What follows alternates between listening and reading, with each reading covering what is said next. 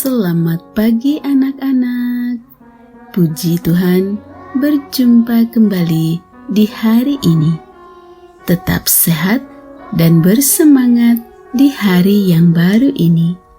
Sebelum memulai aktivitas hari ini, mari kita mengikuti renungan firman Tuhan pada pagi hari ini yang diambil dari buku Yesus adalah teman terbaik dan setia yang ditulis oleh Pendeta Marolop Sagala. Judul renungan firman Tuhan pada pagi hari ini adalah Yesus ketika itu di hadapan Herodes.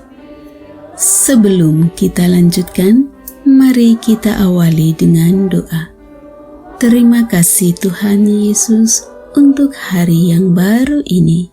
Sekarang kami siap untuk mendengar firman-Mu. Kiranya Roh Kudus-Mu hadir bersama kami.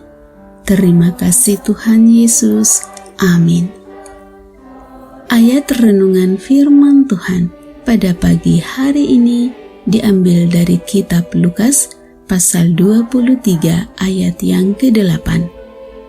Ketika Herodes melihat Yesus, ia sangat girang. Sudah lama ia ingin melihatnya, karena ia sering mendengar tentang dia. Lagi pula, ia mengharapkan melihat bagaimana Yesus mengadakan suatu tanda. Anak-anak, Pilatus mengirim Yesus kepada Herodes bahwa dia berharap supaya Herodes yang mengumumkan keputusan pengadilan kepada Yesus. Alasan Pilatus mengirim Yesus kepada Herodes adalah karena ia tidak menemukan kesalahan pada Yesus, sehingga ia ingin menghindari tanggung jawab untuk menghukum orang yang tidak bersalah. Alasan lain adalah karena Yesus adalah warga penduduk dari bagian wilayah kekuasaan Herodes. Herodes ketika itu sedang di Yerusalem, sekalipun dia adalah penguasa wilayah Galilea dan Yudea. Sementara di Yerusalem, kemungkinan ia tinggal di istana Hasmonayan.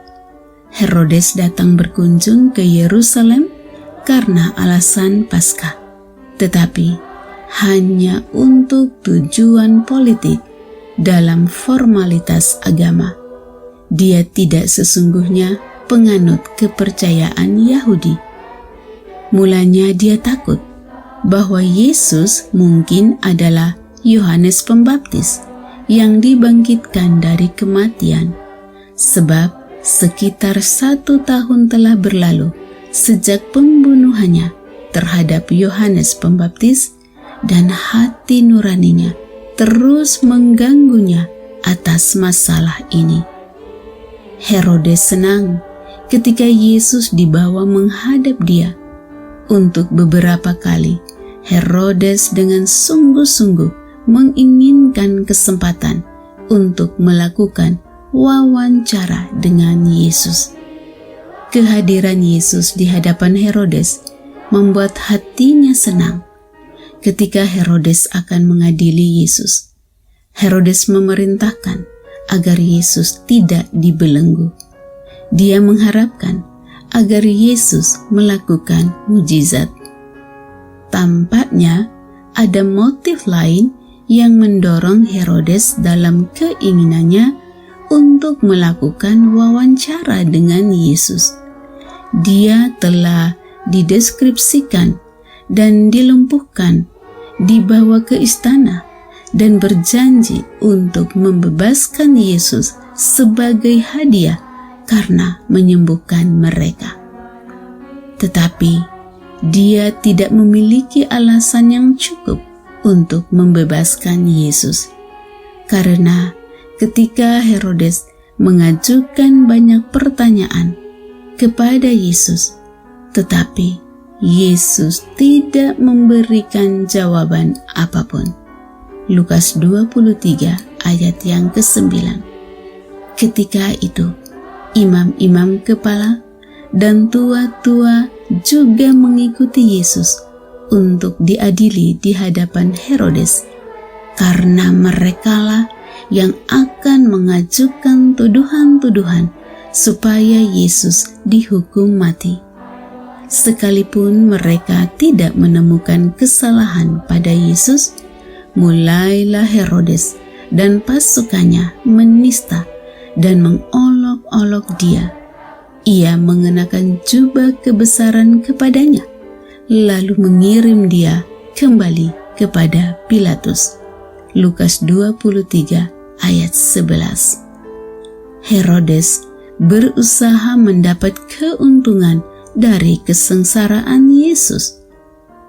Dunia senang mendapatkan kebahagiaan, sekalipun itu dari kesusahan orang lain. Anak-anak, pernahkah engkau berusaha mendapatkan keuntungan dari penderitaan orang lain?